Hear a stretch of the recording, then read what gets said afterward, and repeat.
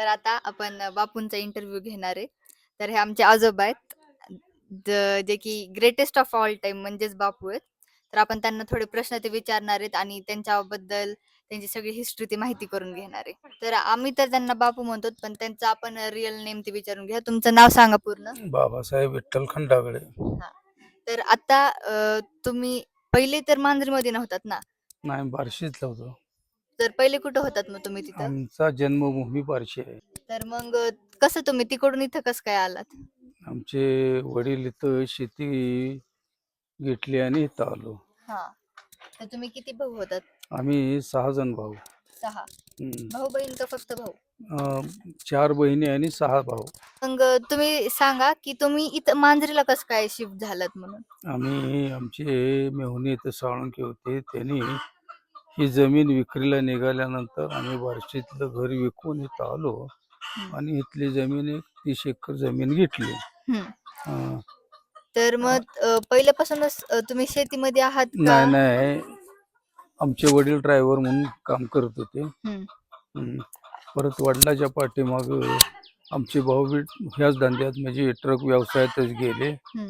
एक भाऊ एसटीत कामाला होते 15-20 वर्ष. हं. त्यांनी राजीनामा दिला. मग घरचा व्यवसाय आमचा चांगला चालायला लागला. आमच्या एक 2-4 ट्रका मोठ्या. हं. परत करत करत मी शेती बिती समजा व्यवसाय करत करत एक 10 एकर आम्ही स्वतः जमीन परत ज्यादा घेतली. हं. नदीला पाईपलाईन करून हं. मोठा जॅकवेल आहे.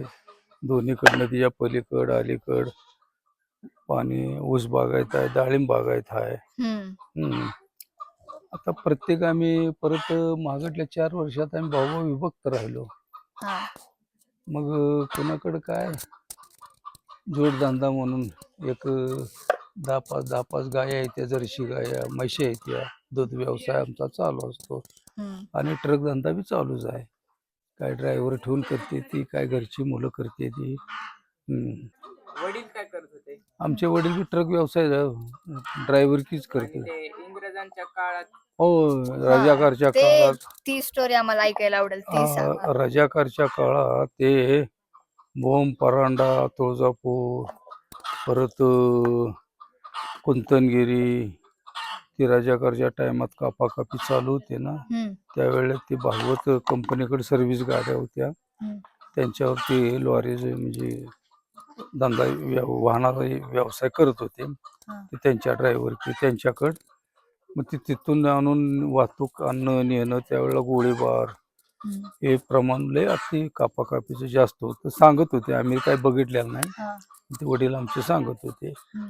आमच्या वडिलाचे एक जोडीदार होते, त्यांचा असं गोळी लागून अर्धा कान तुटून गेला, ते दाखवत होते आम्हाला. हं. त्यांच्या कारकिर्दीत हे असल्या. परत ते एस टीकडे लाईन ही त्यांची गेली. परत त्यांचा हाही वाहन धंद्याचा व्यवसाय त्यांनी चालू ठेवला. हं. परत लय वय झाल्यानंतर त्यांनी ती बार्शीत आम्ही राहायला होतो एस टी स्टँड कशी, हं. त्यातली 2-3 मजली बिल्डिंग होती ती विकली. हं.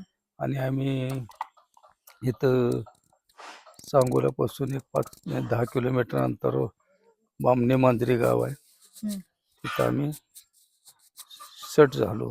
हं. थांब स्टॉप कर. तर ठेव. आवाज नाही येणार तुझा त्याच्यात. का येतोय? तर मग इथं जेव्हा शिफ्ट झाले तेव्हा परिस्थिती तेव्हा वेळ त्यावेळेला कशी जरा आले आमची परिस्थिती थोडी नाजूकच होती. हं. परत आम्ही काहीतरी शेती करायला सुरुवात केल्यानंतर एक भाऊ आमचे मिलिटरीत होते. परत बाकीचे भाऊ आम्ही शेती करायचो, एक टेलर काम करत होते. हं. मग आता त्यांची मुलं ज्याची त्याची प्रत्येकाची वेगळी वेगळी. आता एका माझ्यापेक्षा धाकटे भाऊ आहेत, त्यांचे 2 मुलं आहेत, एक शेती करतात, एक पोलीसमध्ये आहेत पंढरपूरला. एक त्याच्यापेक्षा धाकटे भाऊ आहेत, त्यांचा पोरगा एक पुण्यात सर्व्हिसला आहे, एक इथं मिलिटरीत रिटायर झाला आहे. हं. मोठे भाऊ आहेत, त्यांचे ते एक शेती बघतो, एक 2-3 ट्रक आहेत, तो गाडी व्यवसाय बघतो. मला 3 मुली आहेत त्या. हं. त्यापैकी एक खानापूरमध्ये आहे, एक बीडमध्ये आहे, एक खर्डीमध्ये आहे. हं. माझ्या आधीचे भाऊ आहेत, त्यांना 3 मुली आहेत त्या. त्यांची एक खानापूरमध्ये आहे, एक पुण्यात शुक्रवार पेठेत आहे आणि एक मेथोड म्हणून गाव आहे बाच्याला ती मेथोड्यात आहे. हम्म. आणि हे आणि सर हा सांग आणि एकदम लहान भाऊ आहेत त्यांना 4 आहेत त्या. ते 2 सख्या जावा आहे त्या मुंबईमध्ये. एक करगणी म्हणून आहे, करगणी म्हणून गाव तिथे एक आहे आणि एक इथं आष्टी म्हणून आहे, तिथं आष्टीला एक आहे. तर जेव्हा सगळे हे छोटे होते सगळे, हम्म. तर त्याच्यापैकी तुम्हाला सगळ्यात जास्त आवडीचं कोण होतं? माझे म्हणले काय हा, तुमच्या आवडीचं कोण होतं, म्हणजे सगळ्यात जास्त कोण आवडायचं तुम्हाला त्यांच्यापैकी? मुलांपैकी का नाही, मुली? मुलींपैकी कोणापैकी पण? आहे ती माझी जास्त आवडीची म्हणजे मुलीपैकी म्हणलं तर विद्या आहे. परत माझी एक मोठी लेक आहे ललिता म्हणून, खर्डीत असते ती. आणि मुलांपैकी? मुलांपैकी आहे माझा सम्राट आहे, पुन्हा युवराज आहे, सिद्धी बी आहे की अगं, सिद्धी एक आहे. परत माझी गौरी एक आहे. सकाळी दररोज वाट उठून म्हणजे एकदम लहानपणीचा एकदम सर्वात किस्सा असा तुम्हाला आता आठवतोय? सगळ्यात म्हणजे भारी काही असं असेल तुम्हाला आतापर्यंत जे लक्षात आहे आणि तुम्हाला आठवतंय तुमच्या लहानपणीचा? माझ्या लहानपणीचा काय किस्सा आठवायचा आहे. आम्ही बार्शी ज्या वेळेला सोडली त्यावेळेला मी शाळेत 4थीला होतो. मग ही बाकीची कंपनी समधी आली, मी मागं राहून 1 महिना 4थीची परीक्षा दिली, नंतर मागून आलो बार्शीवरून इथं मांजरीला शाळेत. मग इथं माझी 5-7 महिने मी 7वीत केलं आणि सोडून दिले. परत बैलाचा व्यवसाय करायला सुरुवात केली शेतीतला. आणि आता तुमचे जेव्हा सगळे मुलं ते लहान होते, तर त्यांच्यापैकी सगळ्यात जास्त मार कोणी खाल्लेला आहे तुमचा? मार म्हणजे भावापैकी का मुलापैकी? नाही, मुलांपैकी. मुलांपैकी सगळ्यांपैकी. मुलांपैकी आमच्या भावाभावात म्हणली काय? भावाभावात मार कोणी नाही लय खाल्ला तसा, ज्याच्या त्याच्या पद्धतीने ज्याची ती व्यवस्थित होती. पण मुलापैकी मात्र ते सम्राट म्हणून एक आहे, तो जरा थोडा मार खाऊ आहे बघ ज्यादा. नाही, तुमच्या हाताचा जास्त कोणी मार खाल्लेला आहे सगळ्यांपैकी? आमच्या भावाभावात तुमच्या मुलांमुलींनी किंवा सगळे? आमच्या मुलीत म्हणली काय? मुला मुलीत तुम्ही जास्त कोणाला जरा मारलंय? सुनीताला जास्त मारलं. माझी एक 2 नंबरची मुलगी आहे, तिला. कशामुळे, काय कारण त्याचं? ती जरा थोडं खोडसाळ होती ना लय, ती खोडसाळपणा करायची. त्यांचा काही किस्सा तुम्हाला आठवतोय? मार कशामुळे खाल्ला असेल असं काही एखादा? ती जरा ॲडव्हान्सपणा करायची, काम ऐकायची नाही, करायची नाही. त्याच्यामुळं जरा मार खायची. तशा घरात आमच्या 11 मुली आहेत त्या, आणि 9 मुलं आहेत ती. पण आम्हाला तर सांगण्यात आलंय की, म्हणजे आमची मम्मी सांगती, अरे अशी होती की म्हणजे ती सगळा मार पण खायची, पण काम बी जास्त काम पण करायची. काम बी जास्त करायची. म्हणजे मुलींसारखी कधीच काम नाही. काम केलं असेल तेव्हा तुमच्यासाठी एकदम भारी अभिमानाची गोष्ट असेल. तिच्याबद्दल म्हणणं ते कधी वाटलं तुम्हाला? आमच्याकडं शेतीत बोरं डाळिंब ज्यादा होते, तर बोराला बाहेरल्या बायका 1-4 असायच्या, घरच्या मुली बी काहीतरी टाइम घालून वेचायला येत, तर 100 गोणी दिवसात बोरं वेचायची. ती 100 पोत्याची तोंड ती एकटी लावायची. मी निवडून करून भरून द्यायचो. बाकीच्या बाया मजुरा ज्या असाय आम्ही दोघात 100 पोती माल तयार करायचो. दररोज आमची बरीचीच पिकअप होतं. पिकअपमध्ये कुठं बीडला, औरंगाबाद, जालना, कधी इचलकरंजी, कोल्हापूर असे बोर सप्लाय करायचो घरच्या गाडीत. आम्ही खूप किस्से ऐकलेत तुमचे, तर तुम्ही एखादा किस्सा सांगू? एखादा तुमच्या तोंडी सांगा किस्सा. असं तर मम्मी सांगतीच तुमच्याबद्दल. नदीला पाणी, आमच्या नदी आहे मोठी मान नदी, दोन्ही काठाला जरी पाणी असलं तर मला अलीकड पलीकड पोहोच जायची यायची सवय जास्त होती समध्यापेक्षा. नदी पाण्यातनं पोवायचं, अलीकड पलीकड जायचं. ते दररोज शेती अलीकड, घर पलीकड नदीची असं असायचं. त्यामुळे आम्ही दाट यायचो, जायचो. पण आठवायला नको तर आता आठवण्यासारखं काय.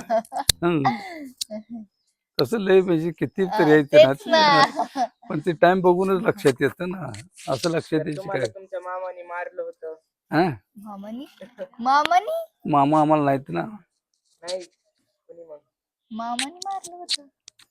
लय मारलं होतं तुम्हाला असं आम्ही नाही आमचे ऐकलं. मोठे भाऊ होते ना हा. मोठे भाऊ जरा जास्त मारत होते आम्ही काहीतरी खोडेलपणा केला हम्म. ते भरपूर म्हणजे एकदम चांगलं टकोऱ्यातनं हम्म. वन निघेपर्यंत मारत होती चांगलं काहीतर आम्ही खोडीपणा केला म्हणजे मारायचे ना हम्म. नको म्हणलं का आम्ही मुद्दाम काहीतरी केलं काही किस्सा हा आम्ही ऐकलेलं आहे की तुमचं जेव्हा लग्न झालं होतं ना हं? तर जेव्हा तुमचं नवीन लग्न झालं होतं ना हं. झाल्या तुम्हाला साप चावला होता हो वाटतं असं ऐकण्यात आलंय आमच्या ऐकण्यात आहे ना मम्मीकडून. तर तो किस्सा आम्हाला ऐकायला आवडेल म्हणजे कसं काय झालं. माझं लग्न झाल्या आम्ही बाजरीची वैरण गोराला आणत होतो बैलगाडीत मग बैलगाडीत वैरण आम्ही धाकटा भाऊ आमचा आणि दोघांनी भरले आणि घरी गेलो आणि मोठे भाऊन ते बैलगाडीतलं खाली करत असताना थोडे राहिल्यावर मी गेलो इथं बघ चावलाय मग त्या वेळेला इथं साप चावला मग दवाखान्यात नेलं कसा विषारी होता का. विषारी होता ना दवाखान्यात नेलं मग रात्रीचे 1-2 वाजता जरा जास्त तोंडाला फेस यायला लागला ते मला जाणवायला लागलं मग परत एक माझे मित्र होतं सांगोल्यातलं त्याने येऊन डॉक्टरला उठवून इंजेक्शन वगैरे दिले घरच्या लोकांना काही डॉक्टर उठच ना ते सांगोल्यातलं एक नगरात दीक्ष होता त्यांच्या जरा संबंधातले डॉक्टर होते त्याने उठवून मग जरा थोडं शुद्धीवर आलो चांगलं परत एक आमच्यात आयुर्वेदिक औषध देणारा एक झाडपाल्याचा माणूस आहे त्यानं दवाखान्यात येऊन औषध दिलं मग जरा बरं वाटलं थांब हम्म. आठवलं का. हा तो आला सांगा किस्सा आता असं पहिल्यापासून म्हणजे नाही का स्टार्टिंग पासून सांगा असं काय झालं म्हणजे. काय आठवत नाही का त्यावेळेस लय जुना झाला विषय तेवढं काय लगे आठवते ना ते दादा सुरवशी म्हणून एक आहे मित्र बाकी लय मित्र तसलं काय लय नाही आपल्या मापात समजा लय ज्यादा कुठल्या भानगडीत पडायचं नाही व्यसन एक फक्त 5-6 महिने केलं होतं त्याची अक्कल आली बंद करून टाकलं ती स्टोरी ऐकायला आम्हाला आवडेल. ती वाली जरा कोणती स्टोरी ती आहे त्यांना मला नाही माहिती बा सांगा बरं काय म्हणतोय तू काय म्हणतोय तू मित्र आहे ना आता नाही दारू बिरू हे असलं थोडे 5-7 महिने केलं पण ही विषय जरा खोलातला चांगला नाही म्हणून समजल्यावर बंद करून टाकला म्हणजे हे कधीच आहे हे लग्नाच्या आधीच आहे का आता हे नंतरच लग्नाच्या आधी आधीच आहे का. आता जरा थोडं तंबाखू समजा व्यसन बंद करून टाकलंय हे वर्ष झालं हे समजा गोष्टी व्यसन काय नाही फक्त पान कधीतरी खातो ज्यादा काय लय नाही आता काय रिटायर झाल्यानंतर काय काम असते मुलं शाळेची आणणे आमच्या घरापासून 1-2 किलोमीटर स्टॉपला मुलं शाळेची सोडावं लागते ती नेऊन मग 2 न्यायची 4 आणायची मुलं बक्कळ आहे ती घरात चांगली 8-9-10 आहे ती 2 ज्याच्या त्याच्या शाळा ज्या पद्धतीने आहे त्या पद्धतीने सोडायची आणायची ही माझ्याकडे नोकरी आहे आता चालला तर आम्ही मम्मीकडनं ऐकलेलं की तुमचं जेवढं पण सुना आहेत तुमच्या सगळ्या सुना ज्या आहेत तुमच्या सगळ्या त्यांच्यासोबत तुमचं खूप जमतं. हो म्हणजे तुमच्या मुलींपेक्षा जास्त पण सुने जास्त म्हणजे कशामुळे हे काय कारण आहे त्याचं चालणं सुनाई तशा मया करता येते ना आपली जर असं बाहेर बसलं तर चहा देऊ का पाणी देऊ का नाश्ता देऊ का विचारते आपल्या सोन्यापेक्षा बाहेरल्या सोना जास्त विचारते आणि आपल्या स्वतःच्या मुलीपेक्षाही बाहेर भावांच्या मुली जास्त विचारते त्यामुळे आपल्याला तसलं काही जाणवायसारखी काही गोष्टच नाही ना कवा तर वर्षातनं प्रत्येक मुलीकडे 4-8 दिवस जायचं राहायचं गाठी बिटी घ्यायच्या वर्षातनं एक राऊंड समध्या मुलीकडे मारत असतो आपलं जाऊन 1-2 दिवस आपलीच नाही भावाच्या सुद्धा मुली त्याचप्रमाणे हम्म. ज्याप्रमाणे आपल्या मुलीवर जितकी श्रद्धा आहे तितकीच भावांच्या मुलीवर. हा. हम्म. आता स्वतःच्या नात जेवढी माया करतो तेवढीच भावांच्या नात.